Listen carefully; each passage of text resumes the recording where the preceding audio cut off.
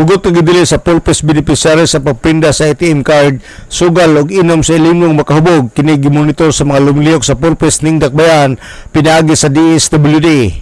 Ang dakbayan sa Osamis adunay active members nga 5,993 household purpose beneficiaries as of June 13, 2024 o galunay maximum nga 3 ka bata ang gimonitor sa CityLink matag household member.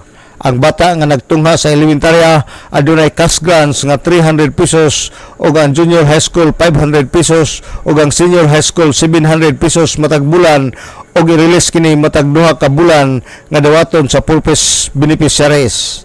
Sa mga karon ang botan sa purpose sulapay na dawat nga report sa dili maayo nga kalihukan sa purpose beneficiary sa mga pananglitan sa pagprinda sa ATM card, sugal ug uban pa.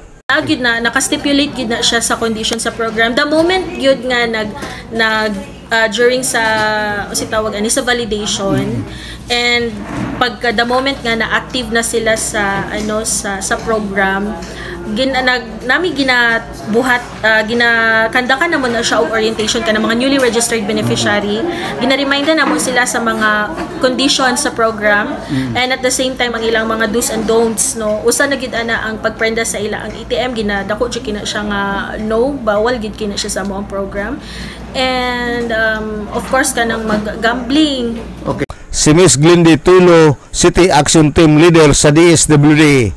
Ang purpose beneficiaries ning dakbayan sa Osamis aduna na graduate nga dili mominos sa 1,000 ka members beneficiaries sa miaging tuig.